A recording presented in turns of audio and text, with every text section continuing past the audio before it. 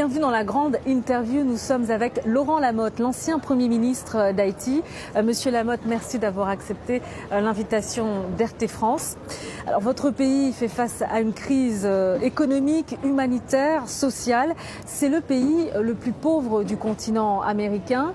Comment vous expliquez cet état de pauvreté? De 1804 à nos jours, seulement 49% des présidents ont pu finir leur mandat. Donc ça fait plus de 51% de présidents n'ont pas fini leur mandat. Ceci, c'est la cause de l'instabilité politique. Nous avons une constitution qui est très faible, qui ne prend pas en compte vraiment les désirs de la population et qui aurait dû être révisée il y a longtemps. Mais il n'y a pas eu de révision de la constitution. La constitution alimente, si vous voulez, une instabilité chronique et permanente. Ceci occasionne un manque de continuité des politiques publiques et de plan gouvernemental. Alors c'est vrai qu'on parle beaucoup, notamment dans de nombreux médias, de cette malédiction dont serait victime finalement votre île. Vous en pensez quoi? La première malédiction d'Haïti, c'est après notre indépendance, on a reçu des sanctions. Nous n'avons pas été reconnus pendant 60 ans. Et notre indépendance nous a coûté plus de 20 milliards de dollars américains, qui représentaient plus que 98% de notre budget. Donc n'importe quel pays qui commence avec ses bases, où tout est détruit, où on doit commencer à zéro, ça prend des centaines d'années pour réussir à surmonter tout ça. Indépendamment du fait que nous avons eu plusieurs catastrophes naturelles, nous avons eu par exemple le séisme, qui a quand même tué 250 000 personnes et blessé 500 000 autres personnes.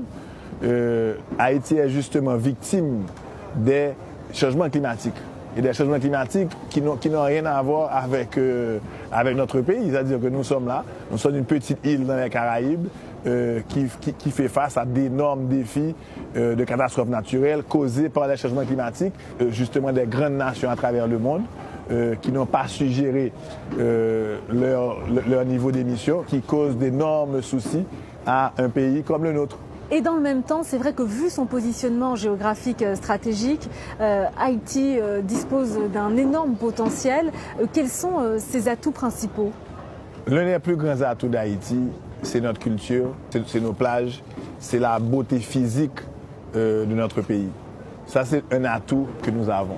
Maintenant, il faut mieux l'exploiter. Bien entendu, il faut avoir aussi la stabilité et la continuité politique et la sécurité qui couronnent tout ça.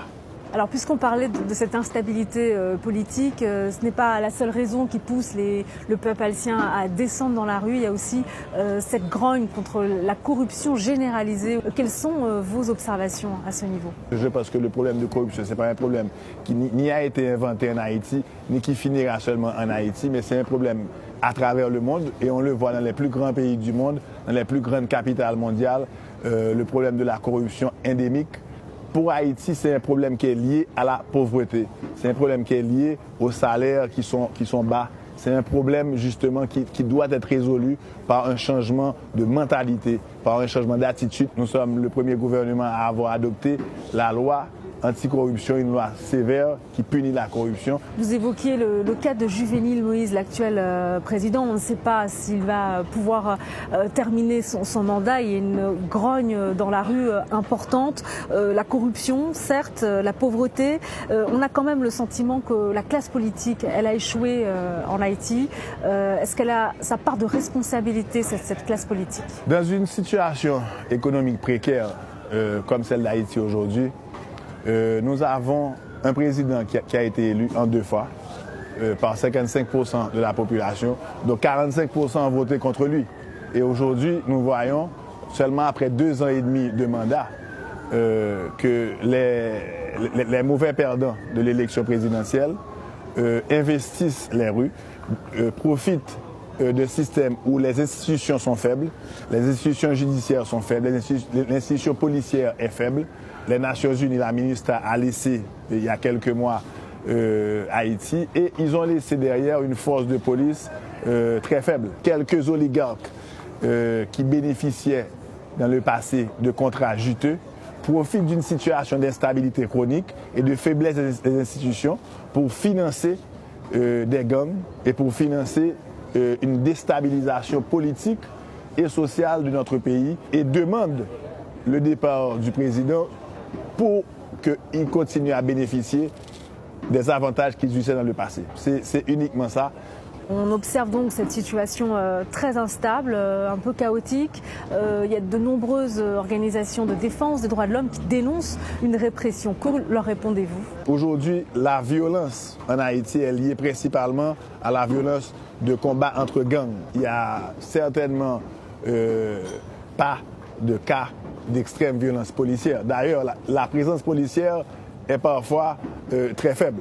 Alors ces forces de l'ordre qui sont intervenues, elles ont quand même eu l'air dépassées parce qu'il y a eu des tirs à balles réelles. On a observé des tirs à balles réelles de la part des forces de l'ordre sur les manifestants. Il faut faire attention aux désinformations parce que le monde fait face aujourd'hui à une campagne de fake news et de désinformation qui est réelle. Nous sommes dans une situation où les gangs armés ont repris pied.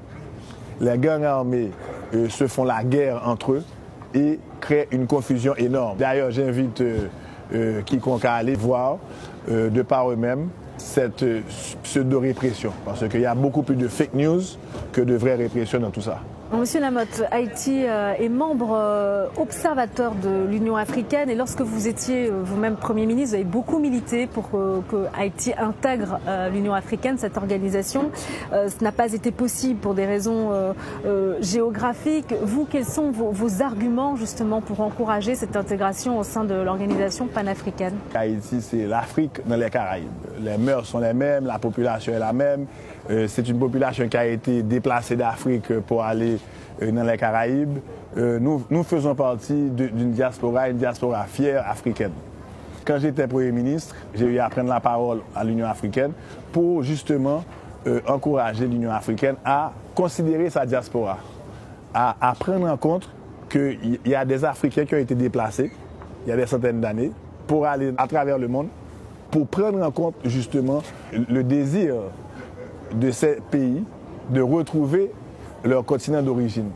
Et voilà pourquoi nous avons fait une demande d'intégrer l'Union africaine à part entière, comme membre à part entière. Nous avons les mêmes mœurs, nous avons les mêmes pratiques, les réalités sont similaires. Donc on a beaucoup à apprendre de l'Afrique, il y a quand même 54 pays en Afrique.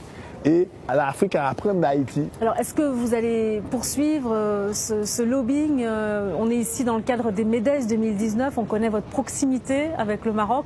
Est-ce que vous comptez justement sur le royaume chérifien pour vous aider à faire qu'un jour Haïti, pourquoi pas, intègre cette organisation panafricaine? Le royaume du Maroc a été un pays frère.